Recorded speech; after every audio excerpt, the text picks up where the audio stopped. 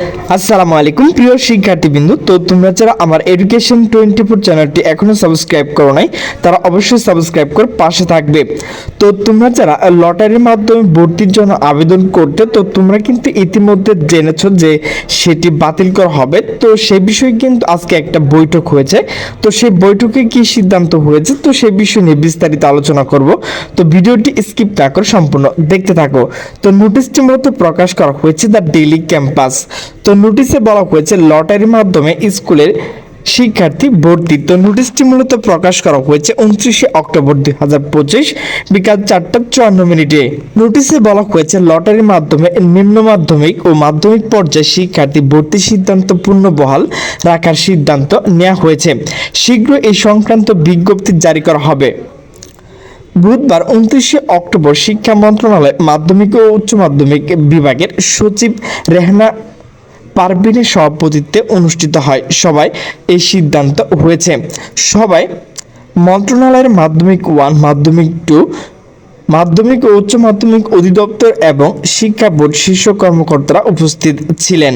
সভায় উপস্থিত শিক্ষা বোর্ডের এক কর্মকর্তা দ্য ডেইলি ক্যাম্পাসকে বলেন, এবারও লটারির মাধ্যমে শিক্ষার্থী ভর্তির সিদ্ধান্ত বহাল রাখা হয়েছে। শীঘ্রই সবার রেজুলেশন বের হবে। শিক্ষার্থীদের একটি অংশ পরীক্ষার মাধ্যমে শিক্ষার্থী ভর্তির দাবি জানিয়ে ওই কর্মকর্তা আরও বলেন, শিক্ষার্থী এবং শিক্ষকের দাবি নিয়ে আলোচনা হয়েছে। তবে লটারি প্রথা বাদ দেয়া বড় ব্যাপার। লটারি বাতিল সিদ্ধান্ত নির্বাচিত সরকার দিতে পারে। সেজন্য এবার লটারির মাধ্যমে শিক্ষার্থী ভর্তির সিদ্ধান্ত হয়েছে।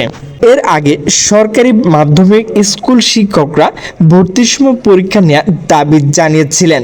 সর্বশেষ সোমবার 27 অক্টোবর দেশে সরকারি স্কুল শিক্ষকদের সংগঠন বাংলাদেশ সরকারি মাধ্যমিক শিক্ষক সমিতি মাসিস শিক্ষা মন্ত্রণালয় মাধ্যমিক ও উচ্চ মাধ্যমিক বিভাগ সচিব রেহনা পারভিন কাছে লিখিতভাবে এই বিষয়ে আবেদন করেন।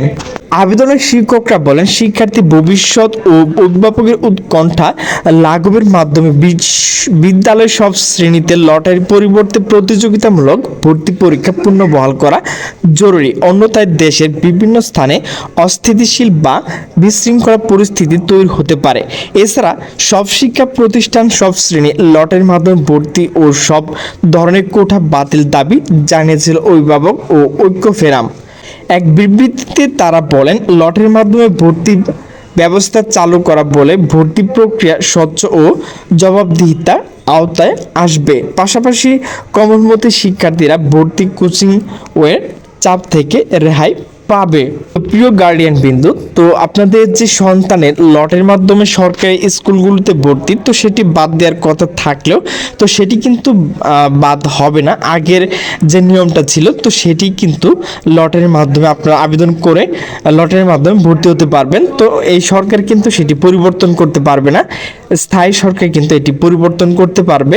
তো যেহেতু এই অস্থায়ী সরকার পরিবর্তন করতে পারবে না, তো আগের নিয়মে কিন্তু থাকবে। তো প্রিয় শিক্ষার্থী কিন্তু আমার ভিডিওটি যদি ভালো লাগে তাহলে অবশ্যই লাইক কমেন্ট শেয়ার করবেন। তো সকলে সুস্থ থাকবেন, ভালো থাকবেন। আল্লাহ হাফেজ।